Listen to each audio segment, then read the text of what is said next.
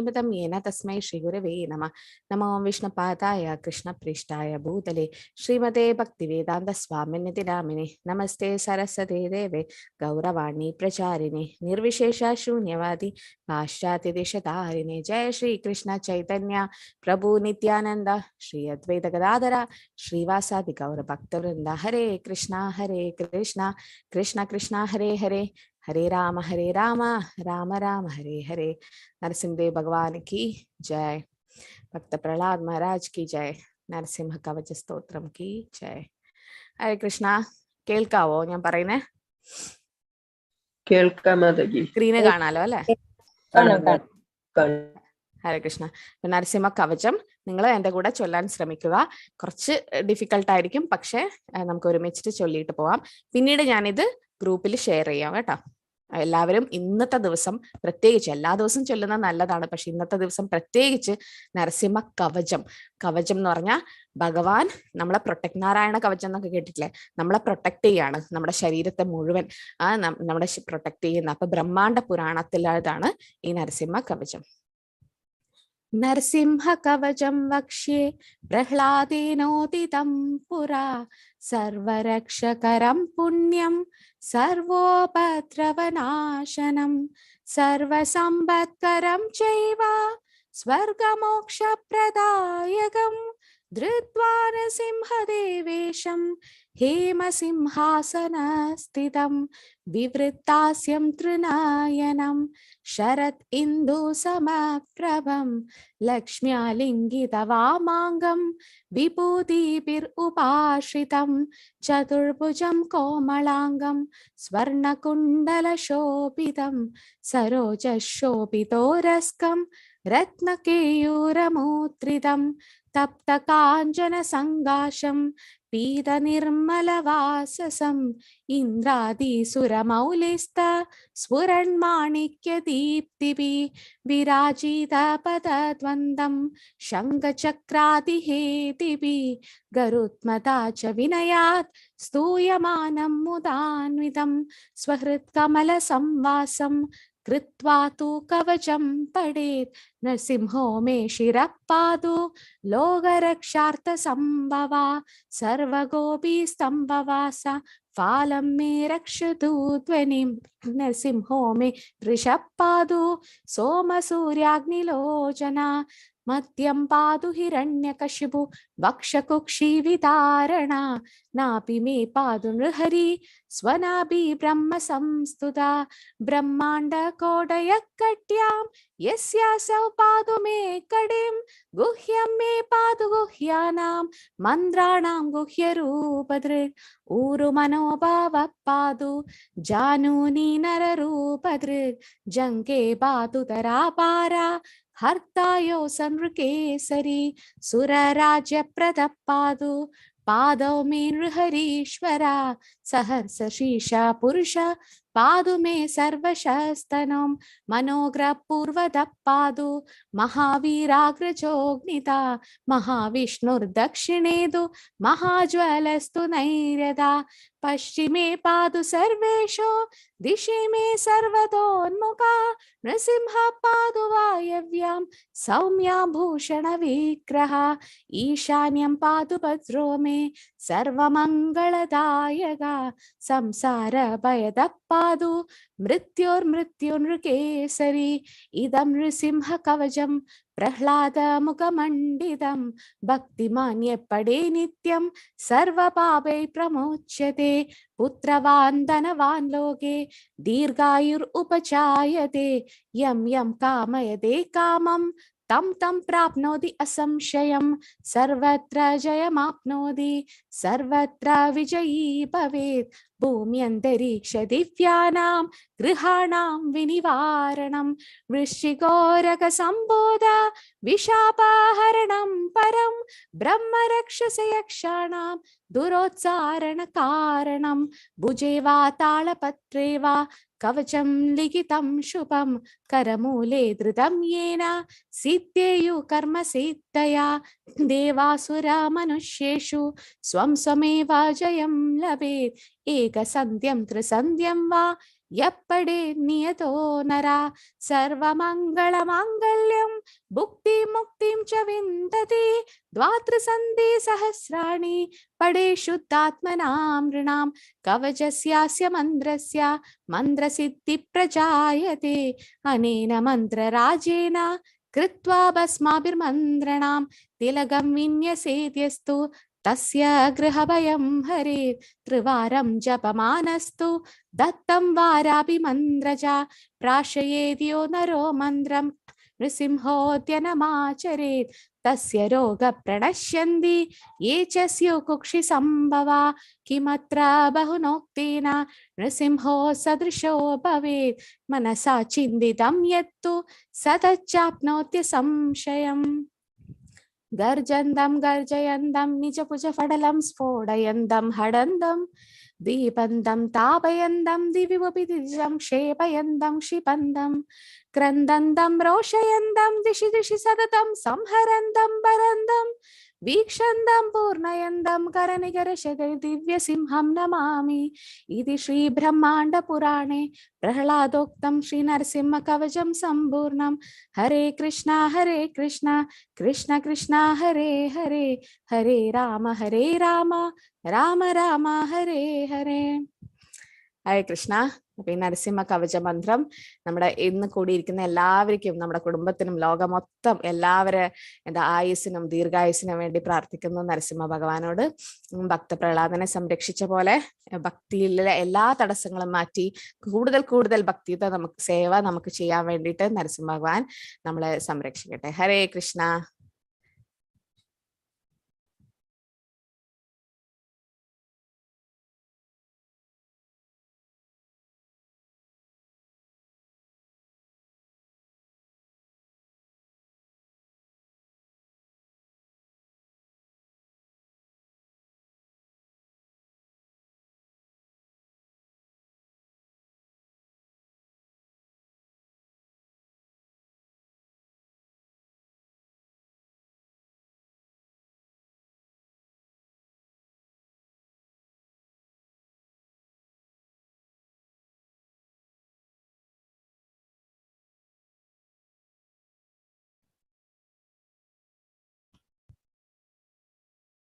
ഹരേ കൃഷ്ണ. ശ്രീ രാധാഗോവിന്ദ മന്ദിർ ഇസ്കോൺ ബാംഗ്ലൂരിന്റെ ശ്രീമദ് ഭാഗവതം ക്ലാസ്സിലേക്ക് എല്ലാവർക്കും സ്വാഗതം. വളരെ വിശേഷപ്പെട്ട ദിവസമാണല്ലേ, നരസിംഹ ഭഗവാന്റെ അവതാര ദിനം. ഭക്തന്മാരെ ഒരു ഭക്തനെ സംരക്ഷിക്കാനായിട്ട് എടുത്തിട്ടുള്ള അവതാരമാണ് നരസിംഹ ഭഗവാന്റെ അല്ലെ. ആ നരസിംഹ ഭഗവാന്റെ പ്രിയ ഭക്തനായിട്ടുള്ള ഭക്തപ്രഹ്ലാദന്റെ പ്രാർത്ഥനകളിൽ നിന്നുള്ള ഒരു 3-4 ശ്ലോകങ്ങൾ നമുക്കിന്ന് ചർച്ച ചെയ്യാം. പിന്നീട് നമുക്ക് പഴയതുപോലെ തന്നെ 1-ാം സ്കന്ധത്തിലേക്ക് നാളെ മുതലേക്ക് അത് ചെയ്യാം. ഇന്ന് നരസിംഹ ചതുർദശി, നരസിംഹ ഭഗവാന്റെ അവതാര ദിനമായതുകൊണ്ട് ഭക്തപ്രഹ്ലാദന്റെ നരസിംഹ ഭഗവാനോടുള്ള പ്രാർത്ഥനകളിലെ അത് നമുക്ക് കുറച്ച് ഭാഗങ്ങൾ, കുറെ പ്രാർത്ഥനകളുണ്ട്. 9-ാമത്തെ അധ്യായത്തിൽ 8-ാമത്തെ ശ്ലോകം മുതൽ 50-ാമത്തെ ശ്ലോകം വരെ നരസിംഹ ഭഗവാനോട് ഭക്തപ്രഹ്ലാദന്റെ പ്രാർത്ഥനകളാണ്. നമുക്കത് മുഴുവനായിട്ട് എടുക്കാനുള്ള സമയമില്ല. അതുകൊണ്ട് നമുക്ക് ഒരു 3-4 ശ്ലോകങ്ങൾ നോക്കാം. ഓം അജ്ഞാനതിമിരാന്ധസ്യ നനാഞ്ജനാശലാകിയാ ചക്ഷുരുന്മീലിതം യേന തസ്മൈ ശ്രീ ഗുരുവേ നമഃ. ശ്രീ ചൈതന്യമനോഭീഷ്ടം സ്ഥാപിതം യേന ഭൂതലേ സ്വയം രൂപകഥാ മഹ്യം ദദാതി സ്വപദാന്തികം. വന്ദേഹം ശ്രീഗുരു ശ്രീയുതാപദകമലം. ശ്രീഗുരു വൈഷ്ണവാംശ ശ്രീരൂപം സകൃജാതം സഗണരഘുനാഥാനിതം തം സജീവം സാദ്വൈതം സാവധൂതം പരിജനസഹിതം കൃഷ്ണ ചൈതന്യദേവം ശ്രീരാധാകൃഷ്ണപാദാം സഗണലളിതാം ശ്രീവിശാഖാനിതാംശ. ഹേ കൃഷ്ണ കരുണാ സിന്ധു ദീനബന്ധു ജഗത്പദേ ഗോപേശ ഗോപികാകാന്ത രാധാകാന്ത നമസ്തുതേ. തപ്തകാഞ്ചന ഗൗരാംഗീ രാധേ വൃന്ദാവനേശ്വരി ഋഷഭാനുസുതേ ദേവി പ്രണമാമി ഹരിപ്രിയ.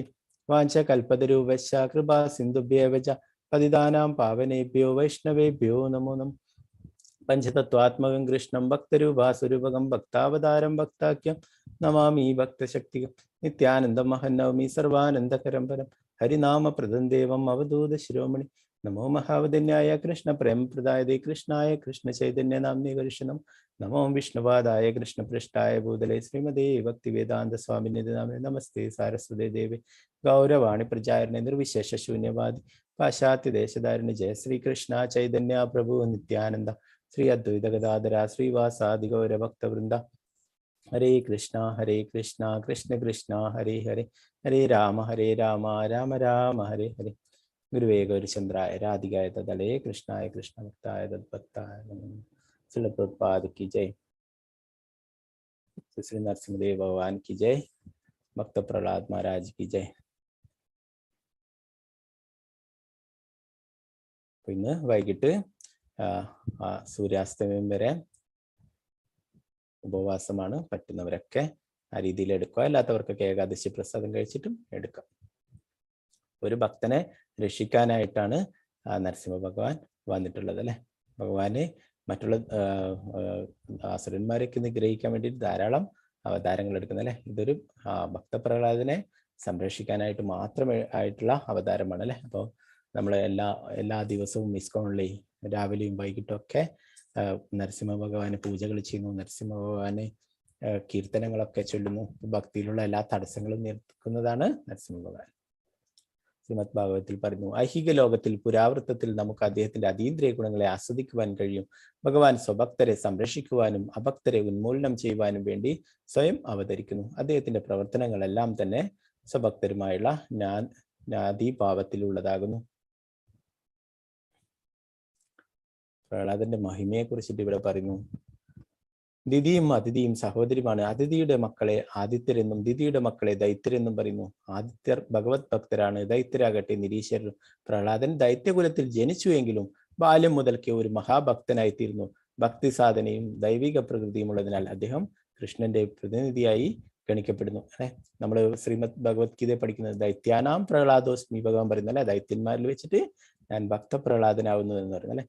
ആ അസുരകുലത്തിലാണ് ജനിച്ചിട്ടില്ലെങ്കിലും അല്ലെ, ആ ഒരു ശുദ്ധ ഭക്തന്റെ കാരുണ്യം കണ്ട്, നാരദമുനിയുടെ കാരുണ്യം കണ്ട് ആ കയാതുവിന്റെ ഗർഭത്തിൽ വെച്ചിട്ടാണ് ഭക്തപ്രഹ്ലാദൻ ഈ ഭഗവാനെ കുറിച്ചും ഭഗവാന്റെ ഭക്തിയുത സേവനത്തെ കുറിച്ചൊക്കെ പഠിച്ചിട്ടുണ്ടായിരുന്നത്. ഒരു ഭക്തന്റെ കുടുംബാംഗങ്ങളും ഭക്തന്റെ ഭഗവത് സേവനത്തിന്റെ ഫലം അനുഭവിക്കുന്നു.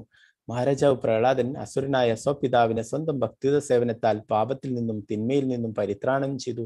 ഭക്തനായ ഒരു പുത്രൻ കുടുംബത്തിലുള്ളത് നിശ്ചയമായും മഹത്തായ വരദാനമാണ് അഥവാ അനുഗ്രഹമാണ്. അപ്പോ ആ ഹിരണ്യകശിപുവിനെ വധിച്ചു. നരസിംഹദേവൻ വധിച്ചു കഴിഞ്ഞപ്പോൾ ഭക്തപ്രഹ്ലാദൻ ഭഗവാനോട് പ്രാർത്ഥിക്കുന്നു, എൻ്റെ പിതാവ് അങ്ങയെ ഒരിക്കലും വേണ്ടത്ര ആരാധിച്ചില്ല, ബഹുമാനിച്ചില്ല. അപ്പൊ അതുകൊണ്ട് ആ പിതാവ് ചെയ്തിട്ടുള്ള പാപങ്ങളൊക്കെ പൊറുക്കണം, ആ പിതാവിനെ മോക്ഷം നൽകണം എന്ന് പറയുകയുണ്ടായി. അപ്പോൾ ആ ഭഗവാൻ പറയുന്നു, നീ ഒരാള് ഒരു ഭക്തനായത് കൊണ്ട് തന്നെ നിന്റെ 21 തലമുറ ശുദ്ധീകരിക്കപ്പെടും, അവരൊക്കെ പവിത്രീകരിക്കപ്പെടും എന്ന് പറയുന്നു. ഒരു ഭക്തൻ കുടുംബത്തിൽ ഉണ്ടായിക്കഴിഞ്ഞാൽ ആ കുടുംബത്തിന് മുഴുവനായിട്ടും അതിന്റെ ബെനിഫിറ്റ് കിട്ടും.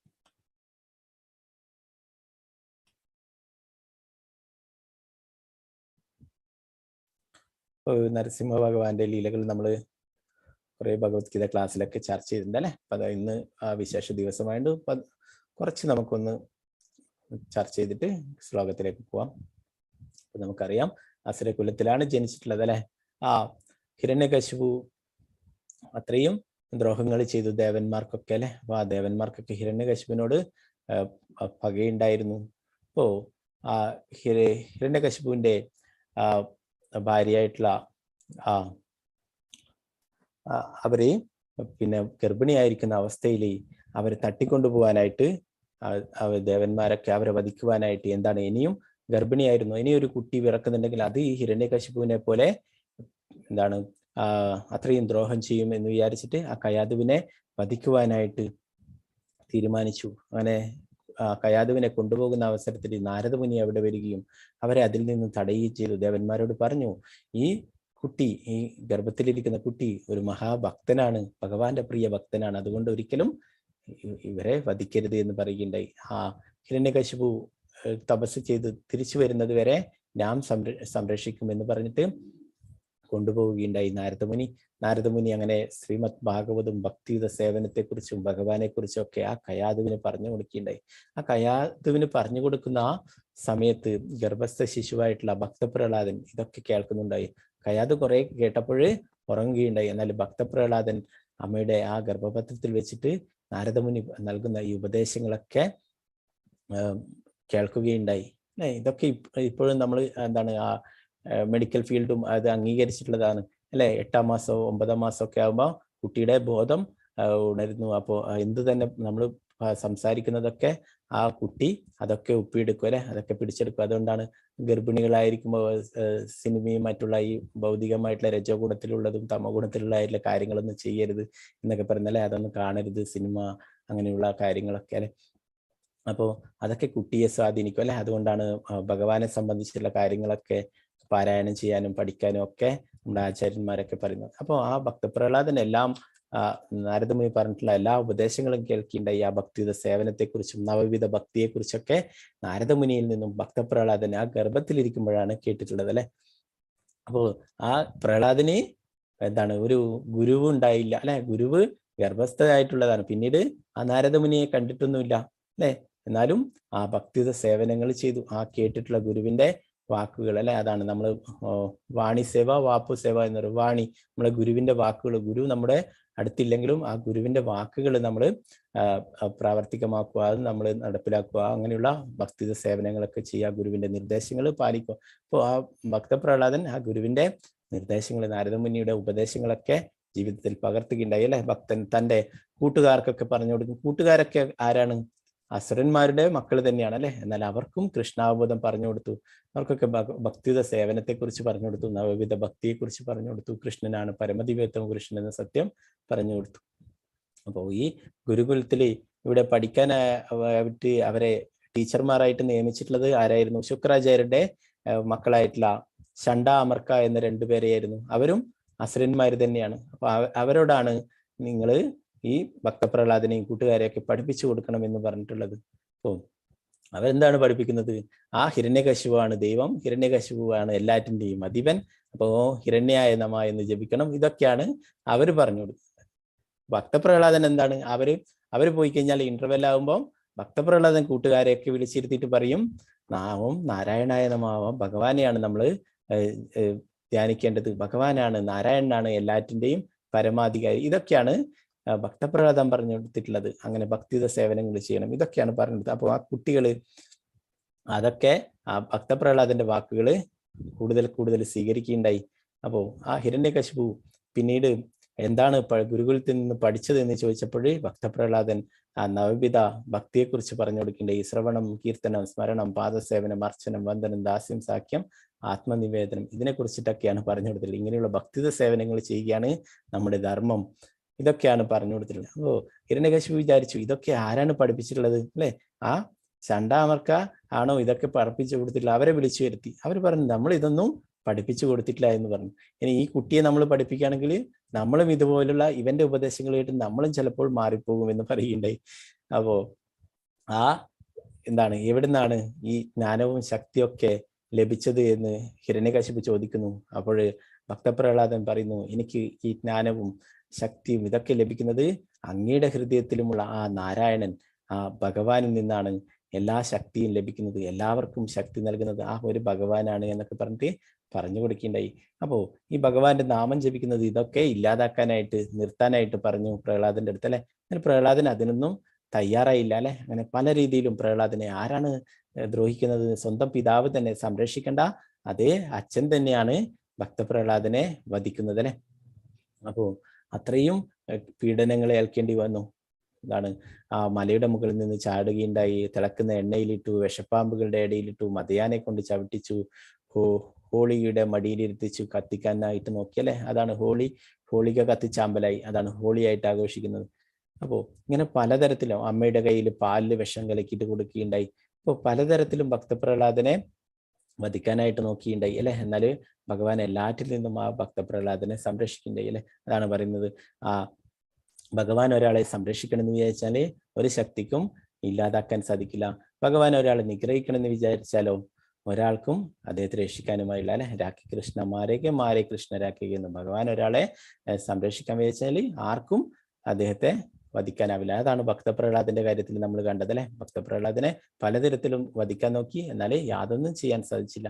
എന്നാല് ഹിരണ്യകശിപു ധാരാളം വരങ്ങൾ നേടി തന്നെ ആരും വധിക്കില്ലെന്ന് വിചാരിച്ചു. അല്ലെ, എന്നാലും ഭഗവാൻ ആ ഹിരണ്യകശിപുവിനെ വധിക്കാനായിട്ട് തീരുമാനിച്ചു. ആർക്കും അദ്ദേഹത്തെ രക്ഷിക്കാനും സാധിച്ചില്ല. അപ്പോൾ ആ നരസിംഹ ഭഗവാന്റെ ലീലകൾ അങ്ങനെ എത്ര പറഞ്ഞാലും തീരില്ല അല്ലെ. ആ സത്യയുഗത്തിൽ അവതരിച്ചിട്ടുള്ളതാണ് നരസിംഹ ഭഗവാൻ അല്ലെ. എന്നാൽ നമുക്ക് ഇപ്പോഴും ഭക്തിയിലുള്ള തടസ്സങ്ങൾ മാറ്റാനായിട്ട് നരസിംഹ ഭഗവാൻ ഇപ്പോഴും നമ്മുടെ മുന്നിലുണ്ട്. നമ്മൾ ആത്മാർത്ഥമായിട്ട് പ്രാർത്ഥിക്കുകയാണെങ്കിൽ തീർച്ചയായിട്ടും നമ്മുടെ ഭക്തിയിലുള്ള തടസ്സങ്ങളൊക്കെ നീക്കും. സർവഭക്തി വിഘ്ന വിനാശനകാരി നരസിംഹ ഭഗവാൻ എന്ന് പറയാം. എല്ലാ ഭക്തിയിലെ എല്ലാ തടസ്സങ്ങളും നീക്കുന്നതാണ് നരസിംഹ ഭഗവാൻ. ഇവിടെ ഇപ്പോഴത്തെ കാലഘട്ടത്തിലും ചൈതന്യ മഹാപ്രഭുവിന്റെ കാലഘട്ടത്തിലും ആ ഭക്തന്മാരെ ദ്രോഹിക്കുകയുണ്ടായി. ശ്രീവാസാങ്കണിൽ വെച്ചിട്ടാണ് എല്ലാ ദിവസവും സങ്കീർത്തനങ്ങൾ നടത്തിയിരുന്നത്. മൃദംഗം, കർത്താൽ ഇവയൊക്കെ കൊണ്ട് ചൈതന്യ മഹാപ്രഭു, നിത്യാനന്ദ പ്രഭു, ഹരിദാസ് ഠാക്കൂർ ഇവരൊക്കെ കൂടിയിട്ട് ഹരിനാമം എപ്പോഴും കീർത്തനങ്ങൾ ചൊല്ലിയിരുന്നു 24 മണിക്കൂറും. അപ്പൊ ഇതിൽ അസൂയ പൂണ്ട ബ്രാഹ്മണരും മറ്റുള്ളവരൊക്കെ അവരോട് ദേഷ്യമുള്ളവരൊക്കെ പോയിട്ട് അവിടെയുള്ള ഭരണാധികാരിയുടെ അടുത്ത് പോയിട്ട് പറയുകയുണ്ടായി, ചാന്ദ് കാസിയുടെ അടുത്ത് പോയിട്ട് പറയുകയുണ്ടായി, ഇങ്ങനെ നമുക്കൊക്കെ ശല്യമാവുന്നു അവര് ഇങ്ങനെ ചൊല്ലുന്നത് കൊണ്ട്, ഹരിനാമം ജപിക്കുന്നത് കൊണ്ട് എന്നൊക്കെ പറഞ്ഞിട്ട്. അങ്ങനെ ചാന്ദ് കാസി അവിടെ വന്നിട്ട് ആ മൃദംഗമൊക്കെ പൊട്ടിക്കുകയുണ്ടായി. മൃദംഗം പൊട്ടിച്ചു അവരുടെ ആ കുടിലൊക്കെ ഗംഗയിലേക്ക് വലിച്ചെറിയും. ഇനിയും ഇത് തുടർന്നാൽ ഈ കുടിലൊക്കെ ഗംഗയിലേക്ക് വലിച്ചെറിയും, നിങ്ങളെയൊക്കെ പിടിച്ച് ജയിലിലിടും എന്നൊക്കെ പറയുകയുണ്ടായി. അപ്പൊ അങ്ങനെ ആ മൃദംഗമൊക്കെ നശിപ്പിക്കുകയുണ്ടായി. അന്ന് രാത്രിയിൽ ആ ചാന്ദ് കാസിയുടെ അടുത്ത് നരസിംഹ ഭഗവാൻ വന്നു. എന്നാൽ ചാന്ദ് കാസിക്ക് നരസിംഹ ഭഗവാനാണെന്ന് അറിയില്ല അല്ലെ. ഒക്കെ അത്രയും ഭീകരമായിട്ടുള്ള രൂപം, പേടിപ്പെടുത്തുന്ന രൂപം വന്നു.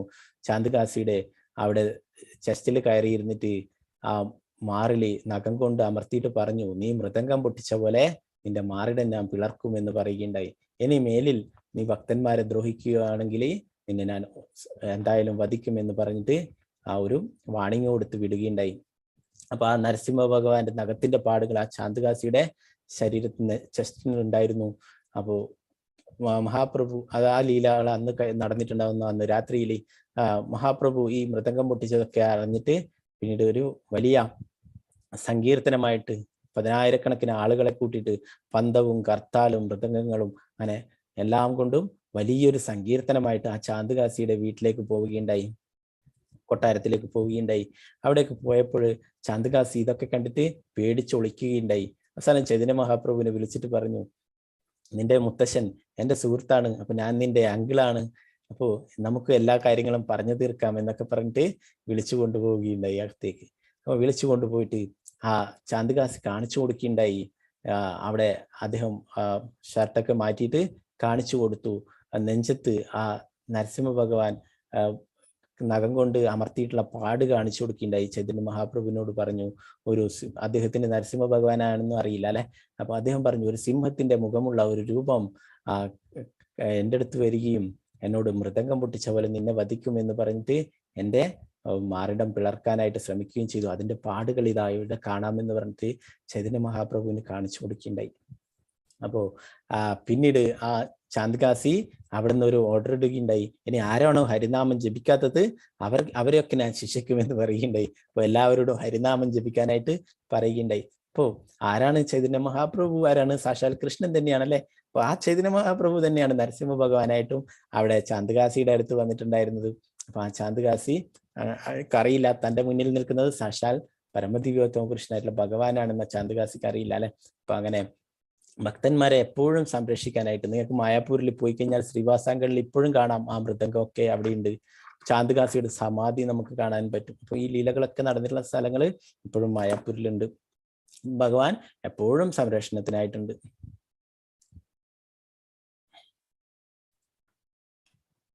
ഇവിടെ ശ്രീമദ് ഭാഗവത്തുള്ള ഒരു പ്രാർത്ഥന ഇവിടെ കൊടുത്തിരിക്കുന്നു. ഓം നമോ ഭഗവതേ നരസിംഹായ നമസ്തേജസ്തേജസി ആവിരാവിർഭവ പ്രജനക പ്രജദ്രംഷ്ട കർമാശയൻ രന്ദയ തമോഗ്രസ ഓം സ്വാഹ അഭയമാത്മ നിഭൂയിഷ്ടാം ഓം ശ്രൗം. എല്ലാ ശക്തികളുടെയും ഉറവിടമായ നരസിംഹദേവന് ഞാൻ എൻ്റെ സാദര പ്രണാമങ്ങൾ അർപ്പിക്കുന്നു. ഇടിമിന്നൽ പോലുള്ള നഖങ്ങളും ദന്തങ്ങളുമുള്ള അലയോ എൻ്റെ ഭഗവാനെ, ഈ ഭൗതിക ലോകത്തിൽ ഫലേച്ഛ കർമ്മങ്ങൾക്ക് വേണ്ടിയുള്ള ഞങ്ങളുടെ രാക്ഷസതുല്യങ്ങളായ ആഗ്രഹങ്ങൾ ദയവായി തുടച്ചു നീക്കിയാലും ദയവായി ഞങ്ങളുടെ ഹൃദയങ്ങളിൽ പ്രത്യക്ഷനായി ഞങ്ങളുടെ അജ്ഞത അകറ്റിയാലും ഇതുമൂലം ഈ ഭൗതിക ലോകത്തിൽ അസ്തിത്വത്തിന് വേണ്ടിയുള്ള സമരത്തിൽ ഞങ്ങൾക്ക് നിർഭയരായി തീരാൻ കഴിയും. ശ്രീമദ് ഭാഗവത്തിലെ 8 മുതൽ 50 വരെയുള്ള ശ്ലോകങ്ങളിൽ 7-ാം സ്കന്ധം 9-ാം അധ്യായത്തില് 8 മുതൽ 50 വരെയുള്ള ശ്ലോകത്തില് ഭക്തപ്രഹ്ലാദന്റെ പ്രാർത്ഥനകളാണ്. നമുക്കതില് ഒരു 3-4 ശ്ലോകങ്ങൾ എടുക്കാം. 23-ാമത്തെ ശ്ലോകം. അപ്പൊ ഓരോ ശ്ലോകങ്ങൾ ഓരോരാൾ ചൊല്ലിക്കൊള്ളൂ, അല്ലെ നമുക്ക് ഇന്നത്തെ ക്ലാസ് തീരില്ല, കുറച്ച് കൂടുതലുണ്ട്. അപ്പോൾ നാളെ മുതൽ എല്ലാവർക്കും ചാൻസ് തരാം. ഓം നമോ ഭഗവതേ വാസുദേവായ. ഓം നമോ ഭഗവതേ വാസുദേവായ. ഓം നമോ ഭഗവതേ വാസുദേവായ.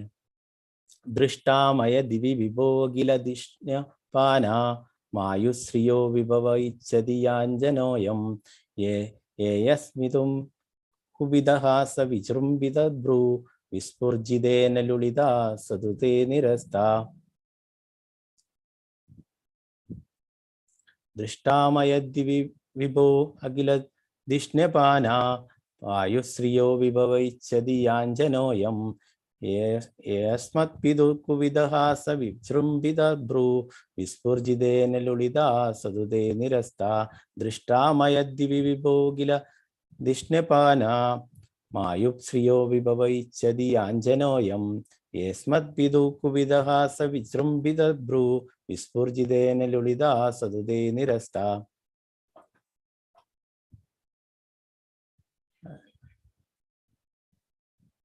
ഹരേ കൃഷ്ണ. രാമചന്ദ്ര പ്രഭു ചൊല്ലിക്കൊള്ളൂ. ഹരേ കൃഷ്ണ.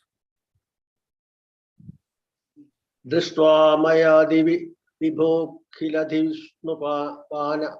മായുശ്രിയോ വിഭവ ഇച്ഛതിയാഞ്ജനോയം യേസ്മത്പിതു കുപിതഹാസ വിജൃംഭിതഭ്രൂ വിസ്ഫുർജിതേന ലുളിതാ സതുതേ നിരസ്തഃ.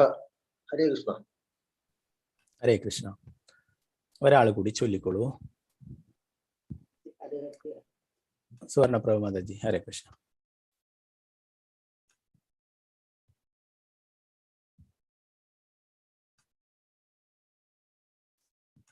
ചൊല്ലിക്കൊള്ളൂ മാതാജി. ഹരേ കൃഷ്ണ.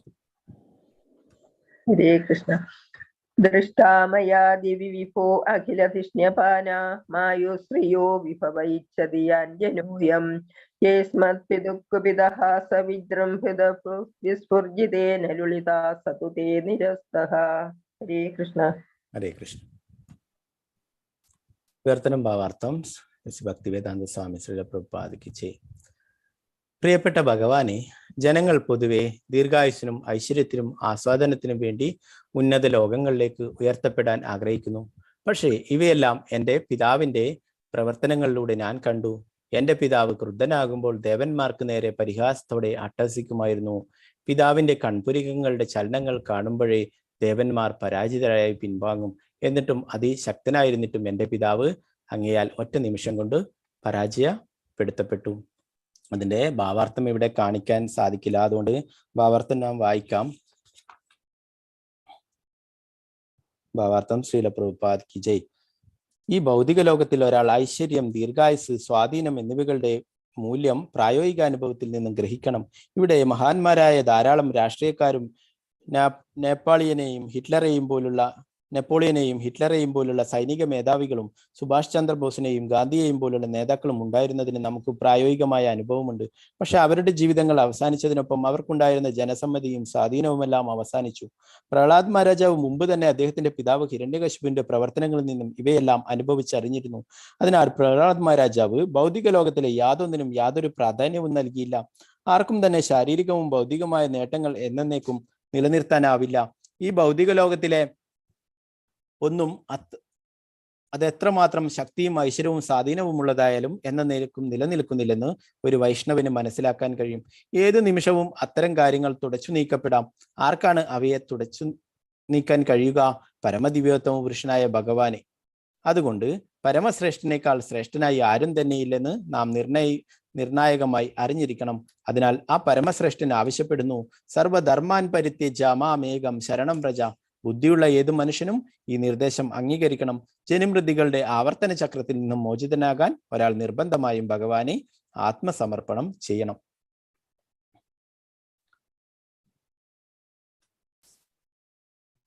24-ാമത്തെ ശ്ലോകം നോക്കാം. തസ്മാദമുസ്തനുഭൃതാ മഹമാശിശോജ്ഞ ആയുശ്രിയം വിഭവമൈന്ദ്രിയമാവിരഞ്ജാത് നേച്ഛാമി ദേവിലുളിതാനുരു വിക്രമേണ കാലാത്മനോപനയമാം നിജഭൃത്യപാർശ്വം തസ്മാദമുസ്തനുഭൃതമാ മഹാമാശിഷോജ്ഞ ആയുശ്രിയം വിഭവമൈന്ദ്രിയമാവിരഞ്ജാത് നേച്ഛാമി ദേവിലുളിതാനുരു വിക്രമേണ കാലാത്മനോപനയമാം നിജഭൃത്യപാർശ്വം തസ്മാദമുസ്തനുഭൃത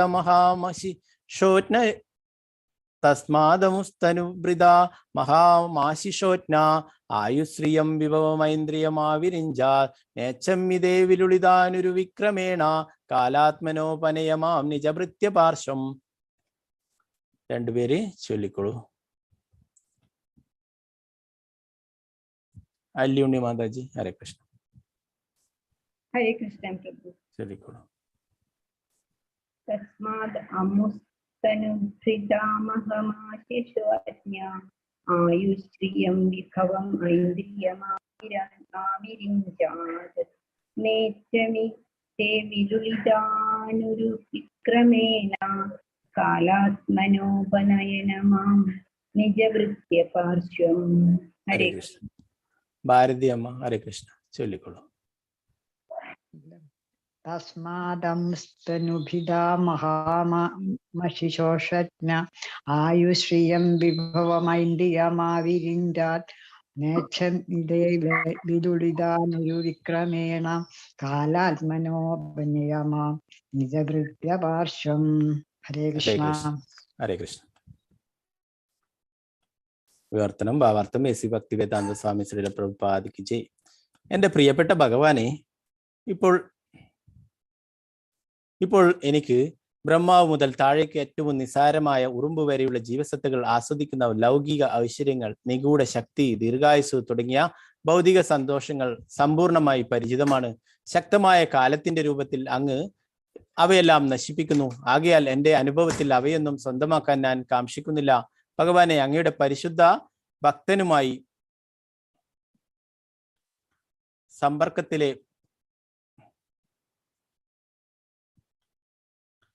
സമ്പർക്കത്തിലാകുവാനും അദ്ദേഹത്തിന്റെ ആത്മാർത്ഥതയുള്ള ദാസനാകാനും എന്നെ അനുവദിച്ചാലും.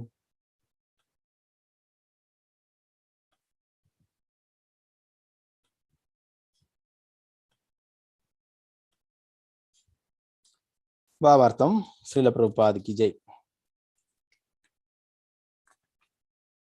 ശ്രീമദ് ഭാഗവതം പഠിക്കുന്നതിലൂടെ ബുദ്ധിയുള്ള ഓരോ മനുഷ്യനും പ്രഹ്ലാദ് മഹാരാജാവിന് ലഭിച്ചതുപോലുള്ള അനുഭവങ്ങൾ ആധ്യാത്മിക ജ്ഞാനത്തിന്റെ ഈ മഹാസാഹിത്യത്തിൽ പറഞ്ഞിട്ടുള്ള ചരിത്രപരമായ സംഭവങ്ങളിൽ നിന്നും നേടാൻ കഴിയും.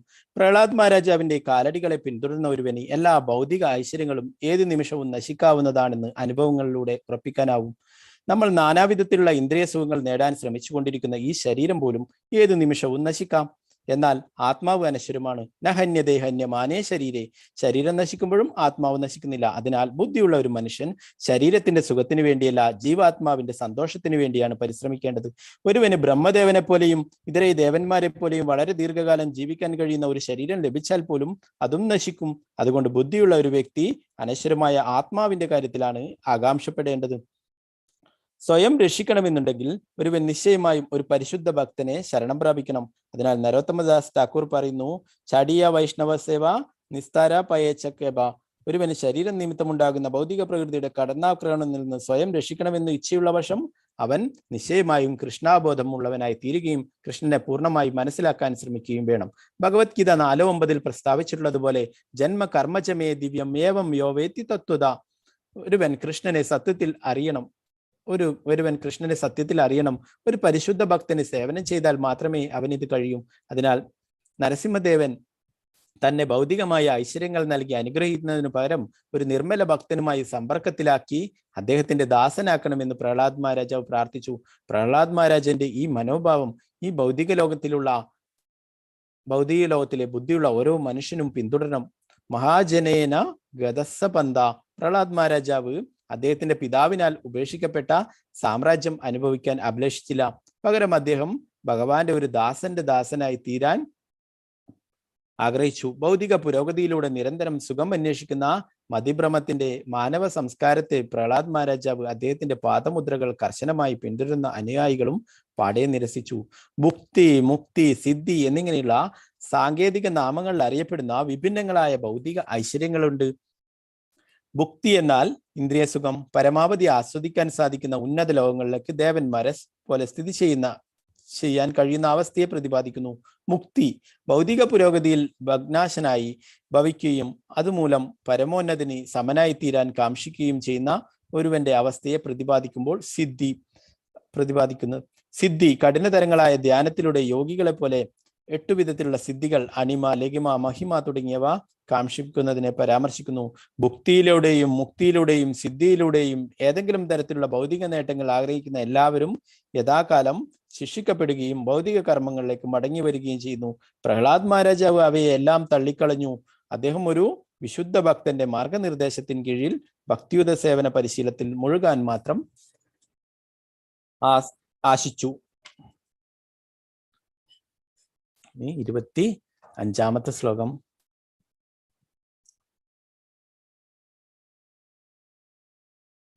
കുത്രാശിഷാ ശ്രുതിസുഖാ മൃഗതൃഷ്ണിരൂപാ ഖേദം കളേബരമശേഷരുജാംബിരോഹ നിർവിദ്യതേന തു ജനോ യദവീതി വിദ്വാൻ കാമാനലം മധുലവൈ ശമയന്തുരാപേ. കുത്രാശിഷാ ശ്രുതിസുഖാ മൃഗതൃഷ്ണിരൂപാ ഖേദം കളേബരമശേഷരുജാംബിരോഹ നിർവിദ്യതേന തു ജനോ യദവീതി വിദ്വാൻ കാമാനലം മധുലവൈ ശമയന്തുരാപേ. കുത്രാശിഷാ ശ്രുതിസുഖാ മൃഗതൃഷ്ണിരൂപാ ഖേദം കളേബരമശേഷരുജാംബിരോഹ നിർവിദ്യതേന തു ജനോ യദവീതി വിദ്വാൻ കാമാനലം മധുലൈവൈ ശമയന്തുരാപേ. രണ്ടുപേര് ചൊല്ലിക്കോളൂ. ബിനി മാതാജി, ഹരേ കൃഷ്ണ, ചൊല്ലിക്കോളൂ. ഹരേ കൃഷ്ണ പ്രഭുജി. ചൊല്ലിക്കോളൂ. കുത്രാശ്രിശ്രുതിസുഖാ മൃഗത്യശ്രീരൂപ ഖേദം കളേബരമശേഷരുജാം വിരോഹ നിർവിദ്യതേന ദുജനോ യദപീതി വിദ്വാൻ കാമാനാലാം മധുലവൈ ഗമയന്തുരാപൈ. ഹരേ കൃഷ്ണ. ശാരദ മാതാജി, ഹരേ കൃഷ്ണ. ശാരദ നമ്പൂതിരി മാതാജി, ചൊല്ലിക്കോളൂ. ഹരേ കൃഷ്ണ പ്രഭുജി. ചൊല്ലിക്കോളൂ. രുദ്രാശിശ്രുതി സുഖാമൃഗതുഷ്ടിരൂപ ഖേദങ്ങളെ പരമകേശരുജാമിരോഹ നിർവിദ്യതേന തു ജനോ യദപീതി വിദ്വാൻ കാമാനാലാം മധുലവൈ ശമയന്തുരാപൈ. ഹരേ കൃഷ്ണ. ഹരേ കൃഷ്ണ.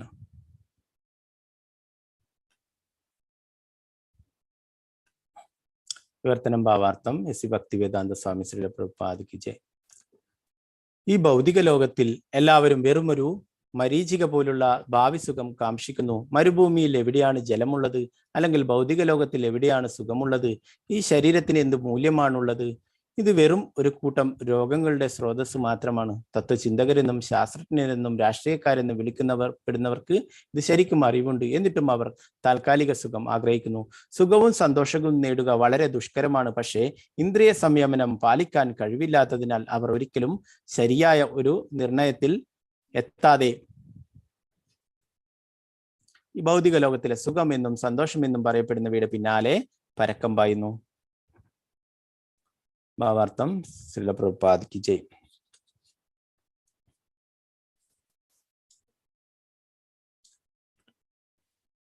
ഞാൻ ഈ ഭവനം നിർമ്മിച്ചത് സുഖിക്കാൻ വേണ്ടിയായിരുന്നു. പക്ഷേ ദൗർഭാഗ്യത്തിന് ഒരു അഗ്നിബാധയുണ്ടായി, എല്ലാം കത്തിച്ചാമ്പലായി. ബംഗാളി ഭാഷയിൽ ഇങ്ങനെ ഒരു പ്രസ്താവിക്കുന്ന ഒരു ഗാനമുണ്ട്. ഇത് ഭൗതിക സുഖത്തിന്റെ സ്വഭാവം വരച്ചു കാട്ടുന്നു. എല്ലാവർക്കും ഇതറിയാം. എന്നിരുന്നാലും എല്ലാവരും വളരെ സന്തോഷകരമായവ കേൾക്കാനും ചിന്തിക്കാനും പദ്ധതികൾ ഉണ്ടാക്കുന്നു. ദൗർഭാഗ്യത്തിന് അവരുടെ എല്ലാ പദ്ധതികളും യഥാകാലം നശിപ്പിക്കപ്പെടുന്നു. സാമ്രാജ്യവും സർവാധിപത്യവും ലോകത്തിന്റെ മുഴുവൻ നിയന്ത്രണവും നേടാൻ പദ്ധതികൾ തയ്യാറാക്കുന്ന ധാരാളം രാഷ്ട്രീയക്കാരുണ്ട്. പക്ഷെ യഥാകാലം അവരുടെ പദ്ധതികളും സാമ്രാജ്യങ്ങളും അവർ തന്നെയും തുടച്ചു നീക്കപ്പെടുന്നു. നമ്മൾ എങ്ങനെയാണ് ശാരീരിക അഭ്യാസത്തിലൂടെയും ഇന്ദ്രിയ ആസ്വാദനത്തിലൂടെയും സുഖമെന്നും സന്തോഷമെന്നും പറയപ്പെടുന്ന അസ്ഥിര കാര്യങ്ങളിൽ വ്യാപൃതരാകുന്നതെന്ന് മനസ്സിലാക്കാൻ പ്രഹ്ലാദ് മഹാരാജാവിൽ നിന്നും പാഠം പഠിക്കണം. നമ്മളെല്ലാവരും ആവർത്തിച്ചാവർത്തിച്ച് പദ്ധതികൾ ഉണ്ടാക്കുന്നു, പക്ഷെ അവയെല്ലാം തന്നെ നമുക്ക് വീണ്ടും വീണ്ടും മോഹഭംഗങ്ങൾ ഉണ്ടാക്കുന്നു. അതുകൊണ്ട് അത്തരം പദ്ധതികളുടെ നിർമ്മാണം നിർത്തണം. ജ്വലിക്കുന്ന അഗ്നിയിലേക്ക് തുടർച്ചയായി നെയ് പകർന്ന് അത് അഗ്നി അണക്കാൻ കഴിയാത്തതുപോലെ ഇന്ദ്രിയാസ്വാദനത്തിന് വേണ്ടിയുള്ള പദ്ധതികളും ആഗ്രഹങ്ങളും വർദ്ധിപ്പിക്കുന്നതിലൂടെ ഒരുവന് സ്വയം സംതൃപ്തനാകാൻ കഴിയില്ല. ജ്വലിക്കുന്ന അഗ്നി ഭാവാഗ്നി ഭൗതിക അസ്തിത്വത്തിന്റെ കാട്ടുതീ ആണ്. യാതൊരു ഉദ്യമവും കൂടാതെ സ്വയമേവ ഉത്ഭവിക്കുന്നതാണ് ഈ കാട്ടുതീ. ഭൗതിക ലോകത്തിലെ സന്തുഷ്ടരായിരിക്കാൻ നാം ആഗ്രഹിക്കുന്നു, പക്ഷേ ഇതൊരിക്കലും സാധ്യമല്ല. ആഗ്രഹങ്ങളുടെ ജ്വാലാഗ്നി ആളിക്കാൻ മാത്രമാണ് നമുക്ക് കഴിയുന്നു. മായിക ചിന്തകളാലും പദ്ധതികളാലും നമ്മുടെ അഭിലാഷങ്ങളെ തൃപ്തിപ്പെടുത്താൻ കഴിയില്ല. പകരം നാം ശ്രീകൃഷ്ണ ഭഗവാന്റെ ഉപദേശങ്ങൾ പിന്തുടരണം. സർവധർമാൻ പരിത്യജ മാമേകം ശരണം വ്രജ. അപ്പോൾ നമുക്ക് സന്തോഷിക്കാൻ കഴിയും. അല്ലാത്ത സുഖത്തിന്റെ പേരിൽ നമുക്ക് ദുഃഖങ്ങളുടെയും ദുരിതങ്ങളുടെയും അവസ്ഥയിൽ തുടരേണ്ടി വരും.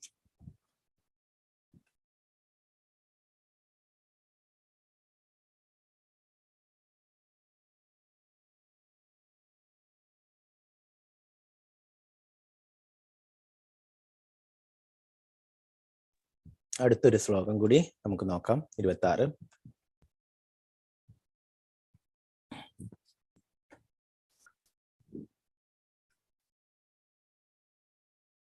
ശ്ലോകം. കാഹം രജപ്രഭവ ഈശ തമോ അധികേ അസ്മിൻ ജാതസുരേതര കുലേ ക്വതാവാനുകമ്പ ന ബ്രഹ്മണോ ന തു ഭവസ്യ ന വൈരമായ യന്മേർപിതാ ശിരസി പത്മകര പ്രസാദ. കാഹം രജപ്രഭവ ഈശ തമോധികസ്മിൻ ജാതസുരേതര കുലേ ക്വതവാനുകമ്പ ന ബ്രഹ്മണോ ന തു ഭവസ്യ ന വൈരമായ യന്മേർപിതാ ശിരസി പത്മകര പ്രസാദ. കാഹം രജപ്രഭവ ഈശ തമോധികസ്മിൻ ജാതസുരേതര കുലേ ക്വതവാനുകമ്പ ന ബ്രഹ്മണോ ന തു ഭവസ്യ ന വൈരമായ യന്മേർപിതാ ശിരസി പത്മകര പ്രസാദ. നേരത്തെ ചൊല്ലാത്ത രണ്ടുപേര് ചൊല്ലിക്കോളൂ. സുവർണപ്രഭ മാതാജി, ഹരേ കൃഷ്ണ. സോറി, സിന്ധുറാണി മാതാജി, ഹരേ കൃഷ്ണ.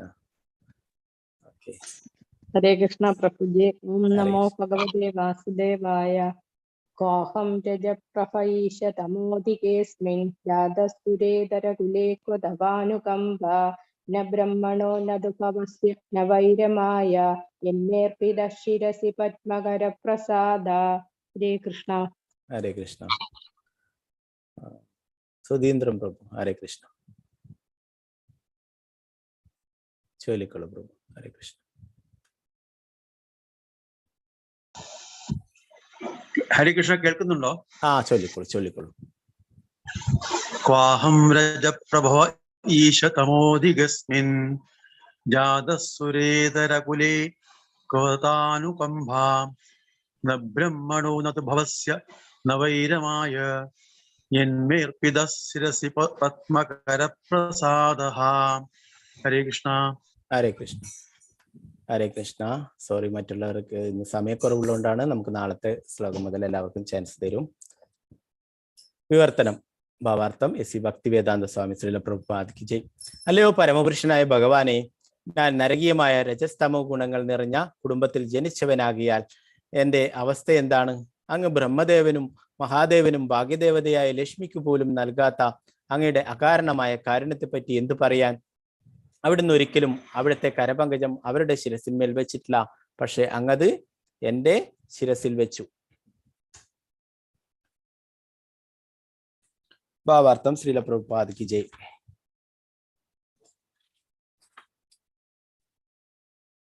താൻ അസുര കുടുംബത്തിൽ ജനിച്ചവനായിട്ടും നരസിംഹദേവൻ ബ്രഹ്മദേവന്റെയോ മഹാദേവന്റെയോ ഭഗവാന്റെ ചിരന്തന സഖിയും ഭാഗ്യദേവതയുമായ ലക്ഷ്മി ദേവിയുടെയോ ശിരസിൽ വെച്ചിട്ടില്ലാത്ത അദ്ദേഹത്തിന്റെ കരപങ്കജം ദയാപൂർവം തന്റെ ശിരസിന്മേൽ വെച്ചതിനാൽ ഭഗവാന്റെ ആ അഹൈതുകമായ കാരുണ്യത്തിൽ പ്രഹ്ലാദ് മഹാരാജാവ് അത്യന്തം ആശ്ചര്യപ്പെട്ടു. അകാരണമായ കാരുണ്യത്തിന്റെ അർത്ഥം ഇതാണ്. ഭഗവാന്റെ അഹൈതുകമായ കാരുണ്യം അയാളുടെ ഭൗതിക അവസ്ഥ പരിഗണിക്കാതെ ആരിലും ചൊരിയപ്പെടും. ഭൗതിക പദവി എന്തു തന്നെ ആയാലും ഭഗവാനെ ആരാധിക്കാൻ എല്ലാവരും അർഹരാണ്. ഭഗവത്ഗീതയിൽ 14:26 സ്ഥിരീകരിച്ചിട്ടുണ്ട്. മാംചയോ അഭിവിചാരേണ ഭക്തി യോഗേന സേവതേ സഗുണാൻ സമതി ദൈത്യാൻ ബ്രഹ്മഭൂയായ കൽപ്പതേ. ഏതു പരിതസ്ഥിതിയിലും പിഴക്കാതെ ഭക്തിപൂർവം ഭഗവത് സേവനത്തിൽ ഏർപ്പെടുന്നവർക്ക് വേഗത്തിൽ ഭൗതിക പ്രകൃതിയുടെ ത്രിഗുണങ്ങളെ അതിക്രമിച്ച് ബ്രഹ്മപദത്തിലെത്താം. ഭഗവത് സേവനത്തിൽ നിരന്തരം ഒഴുകുന്നവൻ ആധ്യാത്മിക ലോകത്തിൽ പ്രതിഷ്ഠിതനാകുന്നു. അയാൾ ത്രിഗുണങ്ങളുമായി, സത്ത്, രജസ്, തമസ് എന്നിവയുമായി ബന്ധപ്പെടുന്നില്ല. പ്രഹ്ലാദൻ ആധ്യാത്മിക തലത്തിൽ സ്ഥിതി ചെയ്യുന്നതിനാൽ അദ്ദേഹത്തിന് ഈ രജസ്തമോ ഗുണങ്ങളിൽ നിന്നും ജനിച്ച ശരീരം കൊണ്ട് ഒന്നും തന്നെ ചെയ്യാനുണ്ടായിരുന്നില്ല. രജസ്തമോ ഗുണങ്ങളെ ശ്രീമദ് ഭാഗവതത്തിൽ കാമമെന്നും ലോഭമെന്നും വിവരിച്ചിരുന്നു. 1:2:19 തഥാ രജസ്തമോ ഭാവ കാമലോപാദയശ്ചേ. ഒരു മഹാഭക്തനായതിനാൽ പിതാവിൽ നിന്നും ജനിച്ച ശരീരം രജസ്തമോ ഗുണങ്ങളിതാണെന്ന് പ്രഹ്ലാദൻ കരുതിയിരുന്നു. പക്ഷേ പൂർണ്ണവും ഭഗവത് സേവനത്തിൽ മുഴുകിയതിനാൽ അദ്ദേഹത്തിന്റെ ശരീരം ഭൗതിക ലോകത്തിൻ്റെതായില്ല. പരിശുദ്ധനായ വൈഷ്ണവന്റെ ശരീരം ഈ ജീവിതത്തിൽ തന്നെ ആധ്യാത്മീകരിക്കപ്പെടുന്നു. ഉദാഹരണത്തിന്, ഇരുമ്പ് അഗ്നിയിൽ ചുട്ടുപഴുത്തു കഴിയുമ്പോൾ അത് അഗ്നിയായി മാറുന്നത് പോലെ ഭക്തന്മാരുടെ ഭൗതികമെന്ന് പറയപ്പെടുന്ന ശരീരങ്ങൾ പൂർണ്ണമായും ഭഗവത് സേവനത്തിൽ മുഴുകുന്നതിനാൽ അഥവാ നിരന്തരം ആധ്യാത്മിക ജീവിതത്തിന്റെ അഗ്നിയിലായതിനാൽ അവ പദാർത്ഥവുമായി യാതൊരു ബന്ധവുമില്ലാതെ തികച്ചും ആധ്യാത്മികമായി തീരുന്നു. വിശ്വമാതാവായ ഭാഗ്യദേവത ഭഗവാന്റെ നിത്യസഖിയായിട്ട് പോലും ഭഗവാന് മറ്റാരിലും അധികം താല്പര്യം സ്വഭക്തനോടായതിനാൽ അവിടുന്ന് പ്രഹ്ലാദ് മഹാരാജാവിന് നൽകിയത്ര കാരുണ്യം ഭാഗ്യദേവതയ്ക്ക് നൽകിയില്ലെന്ന് ശ്രീല മധ്വാചാര്യർ അഭിപ്രായപ്പെടുന്നു. മറ്റു വാക്കുകളിൽ ഭക്തിയുത സേവനം അത്രയ്ക്കുമേൽ മഹത്വപൂർണമാകിയാൽ താഴ്ന്ന കുടുംബങ്ങളിൽ ജനിക്കുന്നവർ പോലും അതനുഷ്ഠിക്കുമ്പോൾ ഭഗവാൻ അത് ഭാഗ്യദേവതയുടെ സേവനത്തിന് നൽകുന്നതിലേറെ മൂല്യം നൽകി സ്വീകരിക്കുന്നു. ഊർധ്വലോകങ്ങളിൽ ജീവിക്കുന്ന ബ്രഹ്മാവും ദേവേന്ദ്രനും ഇതര ദേവന്മാരും വേറെ അവബോധത്തിൽ സ്ഥിതി ചെയ്യുന്നവരാകിയാൽ ചിലപ്പോഴൊക്കെ അസുരന്മാർ സൃഷ്ടിക്കുന്ന കുഴപ്പങ്ങളിൽ അകപ്പെടാറുണ്ട്. പക്ഷെ ഒരു ഭക്തൻ താഴ്ന്ന ലോകത്തിലാണ് ജീവിക്കുന്നതെങ്കിൽ പോലും ഏതു പരിതസ്ഥിതിയിലും കൃഷ്ണാബോധത്തിന് കീഴിൽ ഒരു കുഴപ്പത്തിലും അകപ്പെടാതെ ജീവിതം ശരിയായി ആസ്വദിക്കുന്നു. പരത സ്വതകർമ്മത സ്വമേധയാ പ്രവർത്തിച്ചാലും അന്യരാൽ ഉപദേശിക്കപ്പെട്ടാലും അഥവാ ഭൗതിക കർമ്മങ്ങളിൽ ഏർപ്പെട്ടാലും അവൻ എല്ലാ അർത്ഥത്തിലും ജീവിതം ശരിയായി ആസ്വദിക്കുന്നു.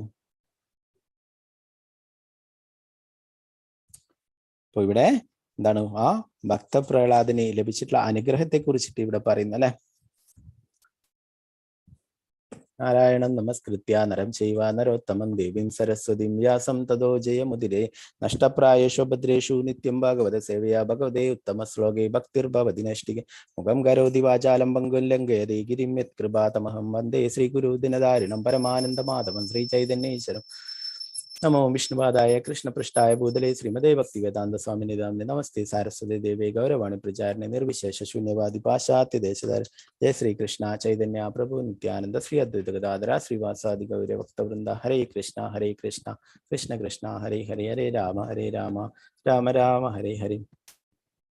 അപ്പൊ ഇവിടെ ആ നരസിംഹ ഭഗവാന്റെ കാരുണ്യം ഭക്തപ്രഹ്ലാദന് കിട്ടിയതിനെ കുറിച്ചിട്ടാണ് ഈ അവസാനത്തെ ശ്ലോകത്തിൽ പറയുന്നത് അല്ലെ. ആർക്കും ശിവനും ബ്രഹ്മാവും എല്ലാം ആ നരസിംഹ ഭഗവാൻ ഹിരണ്യകശിപുവിനെ വധിച്ചതിന് ശേഷം അല്ലെ, അതിനുശേഷവും ആ കോപം ശമിച്ചിരുന്നില്ല അല്ലെ. അത്രയും ആ കോപത്തോടെയാണ് ഉണ്ടായിരുന്നത്, ഉഗ്രരൂപത്തിലാണ് ഉണ്ടായിരുന്നത് അല്ലെ.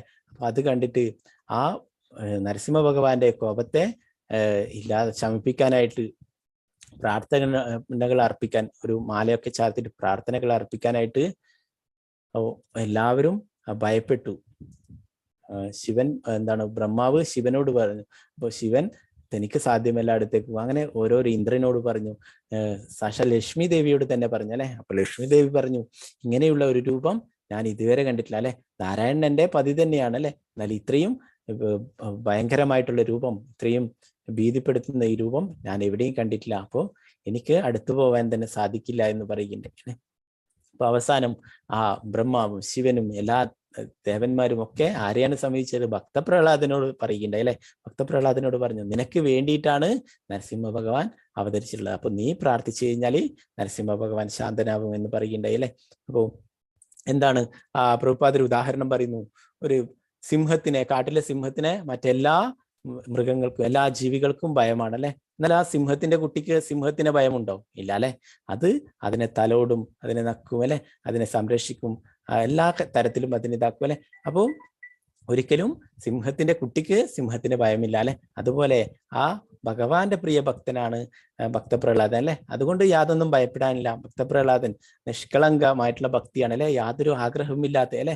നേരത്തെ ഇവിടെ പറയുന്നു എന്താണ് ഭൗതികമായ ആഗ്രഹങ്ങളൊക്കെ അതൊക്കെ നശിക്കുന്ന അല്ലെ. ഹിരണ്യകശിപു അത്രയും സമ്പത്തും എല്ലാം ഉണ്ടായിട്ടും എന്താണ് സംഭവിച്ചത്, എല്ലാം ഇല്ലാതായി അല്ലെ. അപ്പൊ ആ പിതാവിന്റെ കാര്യത്തിൽ തന്നെ ഭക്തപ്രഹ്ലാദന് കാണുന്നുണ്ടായിരുന്നു ഇതൊക്കെ നശിക്കുന്നതാണെന്നല്ലേ.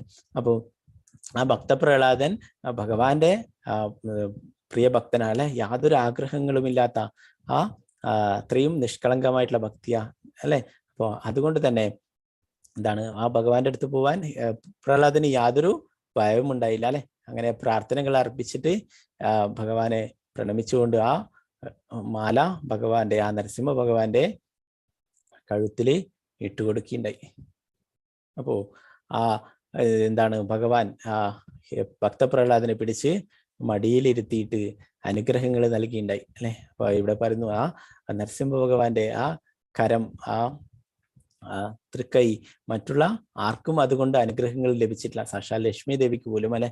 എന്നാൽ ഇവിടെ ആ ഭക്തപ്രഹ്ലാദന് ലഭിക്കുന്നുണ്ട് അല്ലെ. യാതൊരു യോഗ്യതയില്ല. ഭക്തപ്രഹ്ലാദൻ പറയുന്നു ഞാൻ രജോ തമോ ഗുണങ്ങളൊക്കെയുള്ള ആ പിതാവിന്റെ മകനായിട്ടാണ് ജനിച്ചിട്ടുള്ളത് അല്ലെ. എന്നാലും ഒരു ശുദ്ധ ഭക്തന്റെ കാരുണ്യം കൊണ്ട് അല്ലെ, ആരെയാണ് നാരദമുനിയുടെ ആ കാരുണ്യം കൊണ്ട് എല്ലാ അനുഗ്രഹങ്ങളും അല്ലെ, ഒരു ശുദ്ധ ഭക്തന്റെ കാരുണ്യം കൊണ്ട് നമുക്കും ഭഗവാന് ലഭിക്കും എന്ന് പറയുന്നു അല്ലെ. ശ്രീല പ്രഭുപാദരൊക്കെ നമുക്ക് എല്ലാ കാര്യങ്ങളും ഭഗവാനെ കുറിച്ചുള്ള കാര്യങ്ങളൊക്കെ പറയുന്നു. അങ്ങനെയുള്ള ആ സാധുക്കളുടെ എന്താണ് സാധുസംഘ സർവശാസ്ത്രമായി ലവമാത്ര സംഘ സർവസിദ്ധികോയി എന്ന് പറയുന്നത് ആ ഒരു നാരദമുനിയുടെ ആ അസോസിയേഷൻ കൊണ്ട് ആ തൻ്റെ മാതാവായിട്ടുള്ള കയാതുകനാണ് പറഞ്ഞു കൊടുത്തെങ്കിലും അതൊക്കെ ആ ഗർഭസ്ഥനായിരിക്കുന്ന ശിശുവായിട്ടുള്ള പ്രഹ്ലാദനെ ഒക്കെ ഗ്രഹിച്ചു അല്ലെ, അതൊക്കെ മനസ്സിലാക്കി. പിന്നീട് അതാണ് ഭക്തിയുടെ സേവനങ്ങൾ ചെയ്തിട്ടുള്ളത്. അപ്പോൾ ഇങ്ങനെയുള്ള പരിശുദ്ധ ഭക്തന്മാർ യാതൊന്നും തന്നെ ഭഗവാന്റെ അടുത്ത് ആഗ്രഹിക്കുന്നില്ല അല്ലെ. എന്താണ് പറയുന്നത്, ഭഗവാന്റെ ഒരു ദാസന്റെ ദാസനായാൽ മതി എന്ന് പറയുന്നത്. എല്ലാ ഭഗവാന്റെ പരിശുദ്ധ ഭക്തന്മാരെയൊക്കെ നോക്കിക്കഴിഞ്ഞാൽ അങ്ങനെ തന്നെയാ. ആ വൃത്രാസുരനും പ്രാർത്ഥിക്കുന്നു, അഹം ഹരേ തവ പാദേകമൂല ദാസാനുദാസ്മി ഭൂയ മനസ്മരേദാസവിദോർഗുണാസ്തേ ഗൃണീതവ കർമ്മ കരോ. എനിക്ക് അങ്ങയുടെ ദാസന്റെ ഒരു ദാസനായാൽ മതി. വൃത്രാസുരൻ പറയും എല്ലാവരും ഭക്തന്മാരൊക്കെ അങ്ങനെ, എനിക്ക് ഭഗവാന്റെ ഒരു ഭക്തനായി തീരണം, ഭഗവാന്റെ ദാസനായി തീരണം എന്നല്ല പറയുന്നത്. ഇവിടെ ഭക്തപ്രഹ്ലാദനും പറയുന്നു അങ്ങയുടെ ദാസന്റെ ദാസനായിട്ട് മാറിയാൽ മതി അല്ലെ. അതാണ് നമ്മുടെ ഇത് എന്താണ് നമ്മളൊക്കെ രൂപാനുകരാണെന്ന് പറയും. ആ രൂപഗോസ്വാമിയുടെ ആ പാതകളെ പിന്തുടർന്നു വരുന്നത്. അപ്പോൾ നമ്മൾ എന്താണ് ഭഗവാന്റെ ആ പരിശുദ്ധ ഭക്തന്മാരായിട്ടുള്ള അവർക്ക് സേവനങ്ങൾ ചെയ്യുന്നത്. അപ്പോൾ ഇവിടെ നാരദമുനിയുടെ ഒരു സേവകനായിട്ട് ആ ദാസനായിട്ട് മാറാനായിട്ട് ഇവിടെ ഭക്തപ്രഹ്ലാദൻ പറയുന്നല്ലേ. ഭക്തപ്രഹ്ലാദനോട് എന്തെങ്കിലും വരങ്ങൾ വേണമെങ്കിൽ ചോദിക്കാൻ, എന്നും എന്ത് വേണമെങ്കിലും നീ ചോദിച്ചോളൂ എന്ന് പറയുമ്പോൾ ഒന്നും വേണ്ട എന്ന് പറഞ്ഞു വീണ്ടും നിർബന്ധിച്ചോള് ഭക്തപ്രഹ്ലാദൻ പറയുന്നു എനിക്ക് ഭൗതികമായിട്ടുള്ള യാതൊരു ആഗ്രഹങ്ങളും തോന്നാതിരിക്കാനുള്ള വരം തരണം എന്ന് പറയുകയുണ്ടായി. അപ്പോൾ അത്രയും ഭഗവാന്റെ പരിശുദ്ധ ഭക്തനാണ് ഭക്തപ്രഹ്ലാദൻ അല്ലെ. അപ്പോൾ ഇന്നത്തെ ദിവസം അത്രയും വിശേഷമായതുകൊണ്ടാണ് ആ പ്രഹ്ലാദ് മഹാരാജാവിന്റെ പ്രാർത്ഥനകൾ എടുത്തത്. പ്രാർത്ഥനകൾ നേരത്തെ പറഞ്ഞില്ലേ, 7ാം സ്കന്ധം 9ാം അധ്യായം 8 മുതൽ 50 വരെയുള്ള ശ്ലോകങ്ങളിൽ പ്രാർത്ഥനകളുണ്ട്. അപ്പോൾ പറ്റുന്നവരൊക്കെ ഇന്ന് പറ്റുമെങ്കിൽ ശ്രീമദ് ഭാഗവതം ഉള്ളവരൊക്കെ അത് പാരായണം ചെയ്യുന്നത് നല്ലതാണ്. അപ്പോൾ സമയക്കുറവ് മൂലം ഇത്രയും എടുത്തേ ഉള്ളൂ. അപ്പോൾ ഇതൊന്നുമല്ല, ചെറിയൊരു 4 ശ്ലോകങ്ങൾ മാത്രമേ എടുത്തുള്ളൂ. ഭക്തപ്രഹ്ലാദന്റെ മഹിമകൾ എത്ര പറഞ്ഞാലും തീരില്ല. അപ്പൊ നമ്മളോടൊക്കെ എന്താണ് പറയുന്നത് ഭക്തപ്രഹ്ലാദൻ, നമുക്ക് ഈ ഭൗതികമായിട്ടുള്ള കാര്യങ്ങളൊക്കെ എപ്പോഴും നശിക്കുന്നതാണ് അല്ലെ, ഈ ശരീരം നശിക്കുന്നതോടെ അതൊക്കെ ഇല്ലാതാവുന്നത്. അപ്പോൾ നമ്മൾ ചെയ്യേണ്ടത് ഭഗവാന്റെ ഭക്തിയുത സേവനങ്ങളാണ് അല്ലെ, അത് ഒരിക്കലും നശിക്കാതാണ്. ശ്രീ നരസിംഹദേവ് ഭഗവാൻ കി ജയ്, ഭക്തപ്രഹ്ലാദ് കി ജയ്, ശ്രീല പ്രഭുപാദ് കി ജയ്, ഗ്രന്ഥരാജ് ശ്രീമദ് ഭാഗവതം കി ജയ്. ഹരേ കൃഷ്ണ കൃഷ്ണ കൃഷ്ണ ഹരേ ഹരേ, ഹരേ രാമ രാമ രാമ ഹരേ ഹരേ. ഉഗ്രം വീരം മഹാവിഷ്ണും ജലന്തം സർവതോന്മുഖം നരസിംഹം ഭീഷണം ഭദ്രം മൃത്യും നമാമ്യം. ജയ് നരസിംഹ ശ്രീ നരസിംഹ, ജയ് ജയ് ശ്രീ നരസിംഹദേവ്. പ്രഹ്ലാദേശ ജയ പത്മ മുഖ പത്മഭൃംഗ. സർവഭക്തി വിഘ്ന വിനാശനായ നരസിംഹദേവ് ഭഗവാൻ की जय, भक्त प्रहलाद की जय, श्री प्रभुपाद की जय, गुरु महाराज की जय. ताई गौर प्रेमानंदे हरि हरि.